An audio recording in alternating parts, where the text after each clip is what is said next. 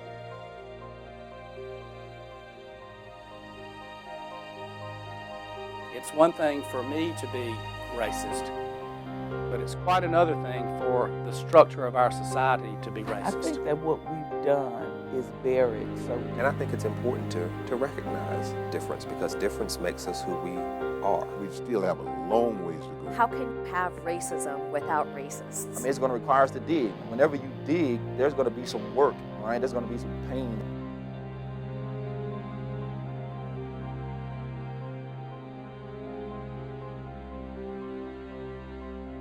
I don't think we've adequately accounted for the history of segregation and apartheid and abuse and lynching. You know, we've got this history of just horrific human rights violations directed at people of color. There are many people still walking around the streets of Mobile who have real scars that are directly created by acts of racial violence and bigotry and intimidation. And we haven't said we're sorry, we haven't tried to treat that injuries, we haven't done anything about the trauma that that history has created. In what other context do you have a tunnel that I drive through every day, named after George Wallace? And what does that mean to me? What is that? What's that focus? And people don't think about that, so you have to say it out loud and you have to have a conversation. We haven't really embraced the efforts around desegregation and civil rights activism as a whole community. We've tolerated some of it, we've looked past some of it, we've dealt with some of it, but we haven't embraced it. And the absence of that symbolic embrace still makes too many people, black and white, believe that we have not overcome that history. We haven't reconciled ourselves to history. In the last 5 or 6 years, the city has begun to embrace its unique position in the civil rights movement. We have things like, a lot of streets have been renamed for prominent leaders. We have the African American Heritage Trail. We have things that are, sort of commemorative, but they only take you so far. And I think there's a sense of trying to commemorate the past without actually confronting the past, and that's an important distinction. As far as the social structure, the segregated societies in Mobile, there's been quite a lot of change, but I think you don't have to look any further than the 2 weeks prior to Lent to realize that there still needs to be quite a lot more change. The two segregated Mardi Gras, which I think stands out as maybe the best example of how much work still needs to be done. There was a professor here who's no longer here, but he was a member of a Mardi Gras association. And I was the only African American in the department at the time. And I remember sitting in a faculty meeting with all of the other faculty, and they were all talking about this ball they were attending in the upcoming weekend. And I remember sitting there thinking, no one has invited me to this ball. And so the females went around the room talking about their gowns, and the guys talked about the alcohol, and they named the professor who'd invited them. And this professor and I happened to be really close. We were friends. And so after the meeting, I came to his office and I said, look, I don't know. I was the only African American, but that didn't occur to me. I was also the only single faculty person. And so I knocked on the door and I said, did you think I couldn't get a date for the ball? I'm just really offended and hurt that I wasn't invited to your ball. I can find a date. And he looked at me, and I think it hurt him to tell me this as much as it hurt me to hear it. And he looked at me and said, April, you can't come to my ball. I said, why? And he said, because you're black. And just out of nowhere, these tears just came.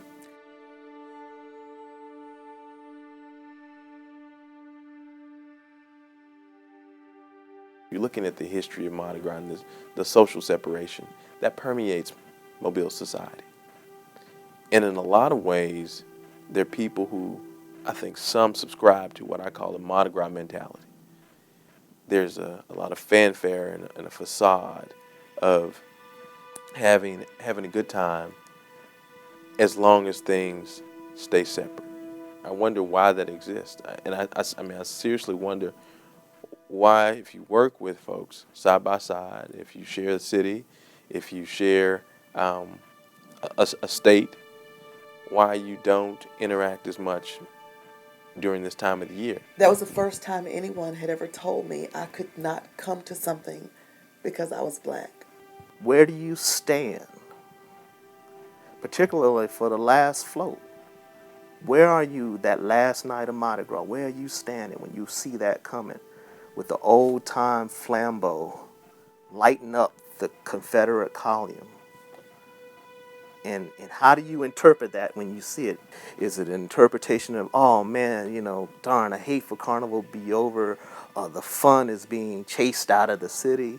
Or is it something more like, well, this is a representation of old-time racial terrorism. Everybody where you stand, are they yelling and screaming and whooping up and going, yeah? Or does everybody get real quiet? When you're watching parades and you watch, the white royalty on the high on the floats throwing the crap out to large, depending where you are, crowds, it just really underscores the gap between the Lord of the Manor and the people that work for the Lord. And I think in Mardi Gras, that instance, that one parade, it puts everybody on point for the next 364 days. This is how we're going to live. We've witnessed it, we've ritualized it, and we're going forth. And I think both sides of the racial lines are equally as guilty when it comes to Mardi Gras. Equally as guilty. Because you have folks who are white who don't necessarily mind being separate, and plenty of folks who are black who don't mind being separate. But yeah, that was my first encounter with the reality, the divide, the racial divide in Mobile. And it hurt.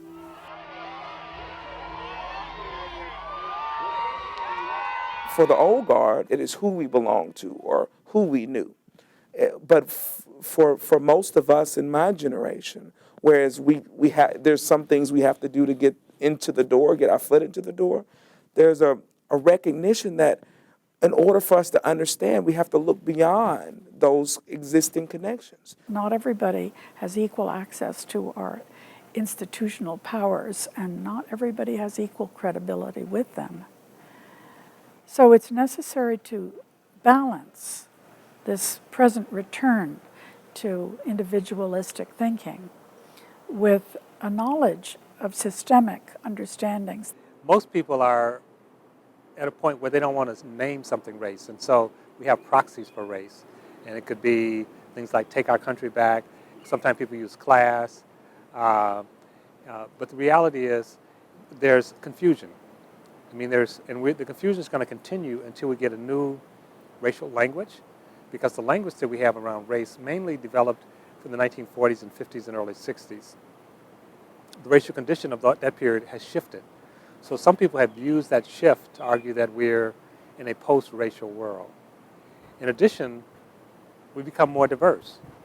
Now Latinos are the second largest ethnic racial population in the country. So how do they fit in? There's almost no talk about these structures. So we also think about race largely in terms of interpersonal stuff as opposed to the work that structures are doing.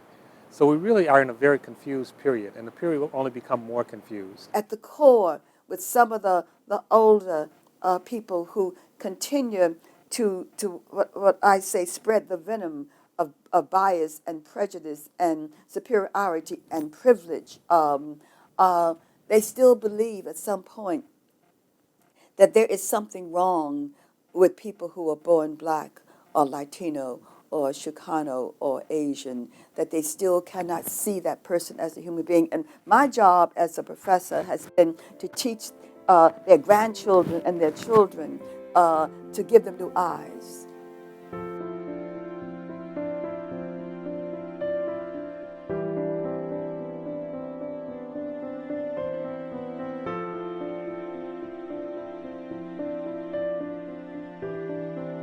The reality is that still to this day, despite some intermingling of the races at some places and spaces and churches, that mostly America worships separately. I think our problem starts on Sunday. We had divided so much ourselves on Sunday morning. It started a long time ago where you go to this church, I go to this church, and it's kept that same situation. African American people by and large in African American churches, and white brothers and sisters by and large in white churches, and so on and so forth. Latinos, Asians, and the like. There's some smattering of integrated worship, but by and large, these churches are the product of the society that has worshiped at the altar of racial inferiority and racial superiority. I think the challenge for the modern church, not just the Episcopal Church, and even for African American churches, because their kids aren't going either, is we've got to find a way to worship with integrity that's inclusive. One of my problems is that we can't talk politics in church. And anything that has anything to do with real life involves politics. And race relations is one of those things. You're just not going to hear in the homily something about race relations and what we should be doing about them. Ideally, those churches can challenge notions of the distribution of wealth or privilege according to race or along class lines, and yet so often they reinforce it. Religious people who happen to be of a particular race don't necessarily challenge the prevailing social ethics that attend their particular race or tribe. For instance, you could be a person who is a beneficiary of white privilege and not challenge that even based upon your religious beliefs. Your religious beliefs only reinforce a sense of privilege, a sense of, if you will, standing that has been blessed by God and that seems natural to you, as opposed to challenging that in a very fundamental way. I mean, I just have this sense that the church could provide a remedy, but the will has to be there. And I just don't see that it is. The black church can be, and at its best, is an absolutely vital institution in African American communities.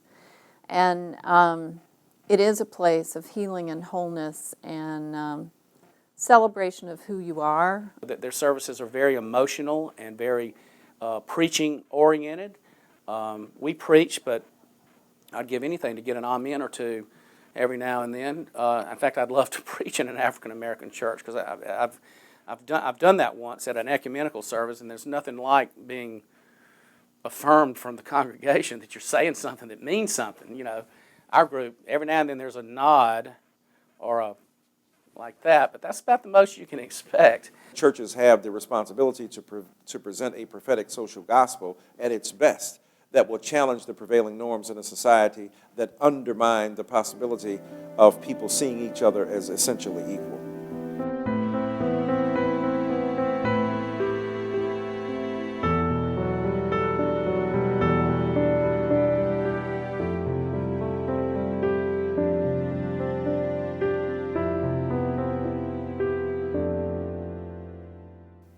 Growing up in the South, I was well into my teens before I realized what humidity is.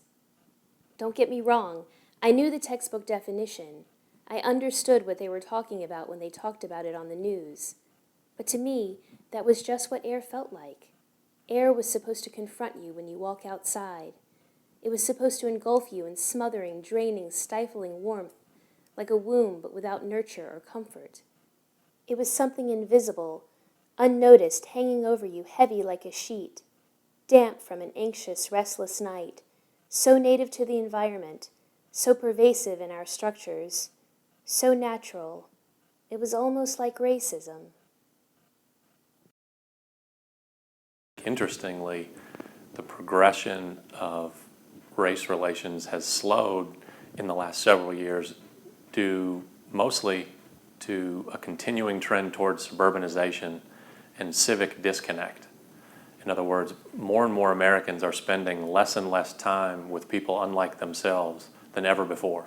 People work longer hours. People live further away from where their job is. They spend more time in the car than ever before. And although we've never really had black people living next door to white people very often, the spread has never been this wide. And that applies to Mobile as well. We continue to have a suburbanizing push into Baldwin County. And it puts a challenge in play in terms of continuing race relations when there aren't that many new relationships developing across racial lines. When we think about race in this country, we're primarily inclined to think about black people. Maybe blacks and Latinos, even though Latinos is not specifically a race. Maybe blacks, Latinos, and even Native Americans or Asians. We generally don't think of whites. Whites see themselves at a conscious level largely as not being concerned about race. They see themselves being concerned about individuality, about personal responsibility, maybe about religion, not about race. I think race relations are in quite bad trouble in the United States. And part of the problem is that people who were born white, as I was, are likely to talk about race without putting ourselves and our own racial experience as whites into the picture. I would say at an unconscious level, and frankly, even at a symbolic level, whites are just as obsessed, if not more obsessed, about race as anybody else. That even the concept of individuality that whites organize around is profoundly racial. It's profoundly racial. The myth of the individual as against the systemic dies hard. And the myth is partway true. Individual decisions in the United States often do strongly affect what happens to a person's life. And that's one way in which this country is blessed with a heritage of allowing freedom of choice on many, many things every day for most people. But in addition, there are these huge systems we're born into, and they have great determining power also in what is available to us to do. All of the issues in our country are racialized. So as I think about public health, health care, as I think about the criminal injustice system, as I think about immigration, all of these kind of social issues, they're all very racialized. And so I think the problem in this country is racism, and as it kind of plays in concert among all of the institutions and systems that interact in our lives. The dynamics of human relationships are too complicated to believe that it's all one thing and the other. But there's a point at which our awareness of these issues and our continuing indifference becomes just like the indifference of people who comfortably lived their lives, grew up with rigid segregation as the context of their experience, or grew up with lynching, or grew up with convict leasing, or grew up with slavery.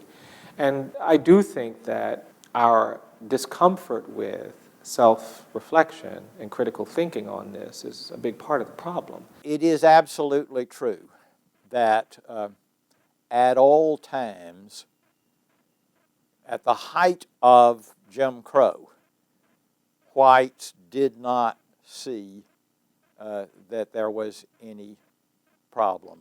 And they would have told you with great sincerity that blacks are completely contented and there really is no problem.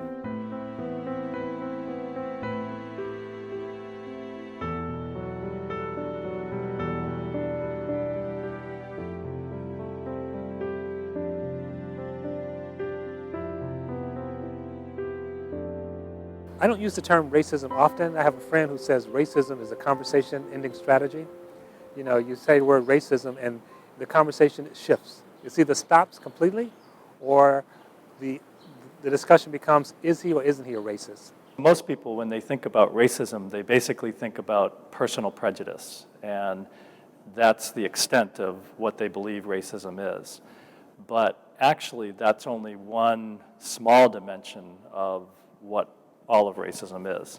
Racism actually occurs much more systemically, where it doesn't require prejudice, it doesn't require intentionality, it doesn't require any malice at all, and yet the impacts of some behaviors, some actions, some decisions can still have adverse effects on people.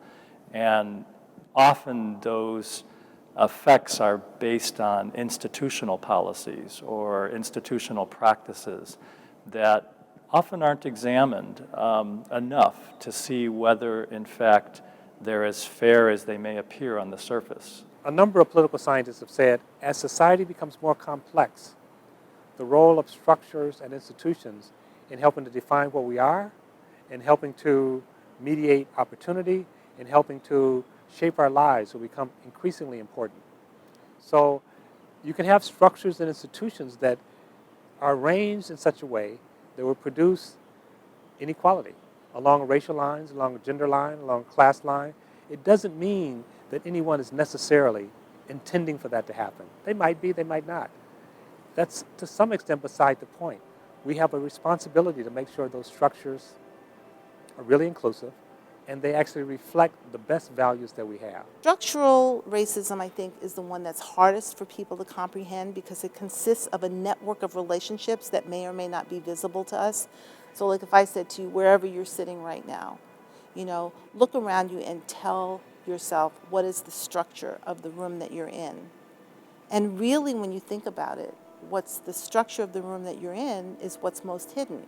It's in the foundation, it's in the walls, behind the walls, it's in the roof, it's the connections between your building and the next building. These structural relationships are what allow the building to stand, and yet they're not necessarily available to us with the naked eye. And I think one of the reasons that inequity is so hard to actually hold on to is because we can't really see it. I am convinced that if you take a child from the bottom, when he is a home 1 week, just 1 week, brand new baby boy, brand new baby girl, lives in the bottom. Take them out of that environment and put them in Spring Hill. Just put them in the houses near Dolphin Street and let them grow up there. They're going to go to the best of daycares, the best of elementary schools, the best of middle schools. They will graduate from the best high schools, will score a 33 on the ACT, and then will be allowed to go to any school they want to. And yet the child's still black. All you did was you just made the playing field equal.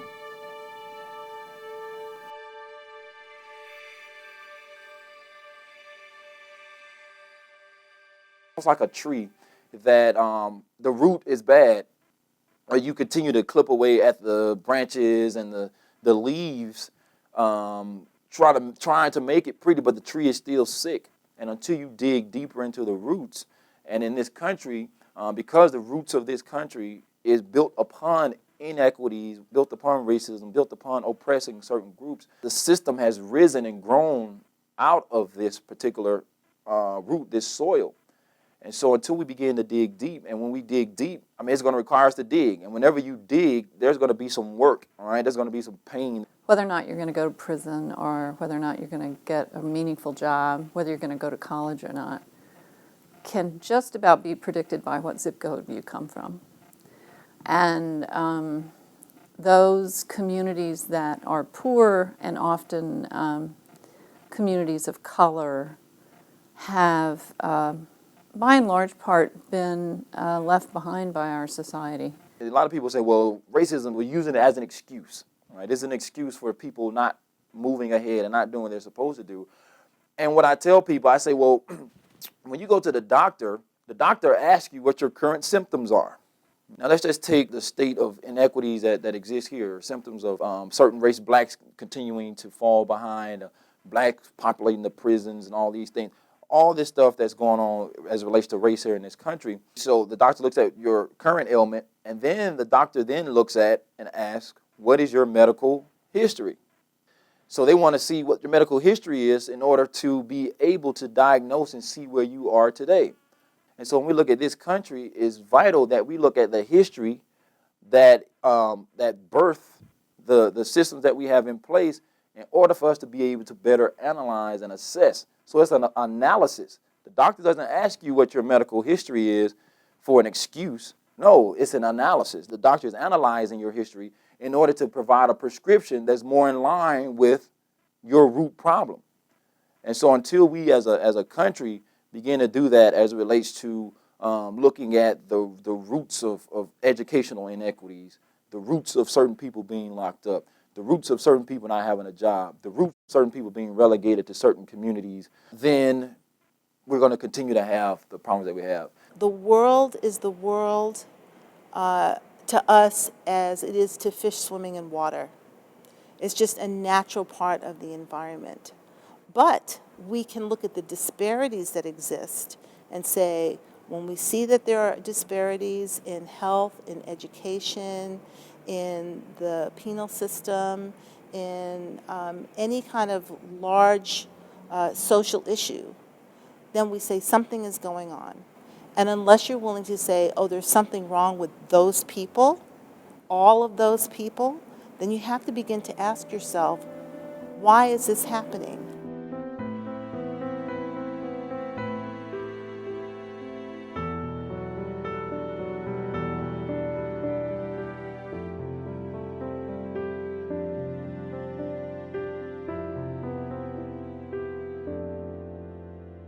So when we say racism, it actually takes us back to what does this person, in their conscious formulation, think about race? Do they dislike black people? Do they dislike Latinos? That's what we mean by racist. And certainly 15% of the people, that would be accurate. But for the other 85% of the people, it would not be. And it detracts from understanding what's going on in that 85%, It also detracts us from understanding the work that structures and institutions are doing in our society.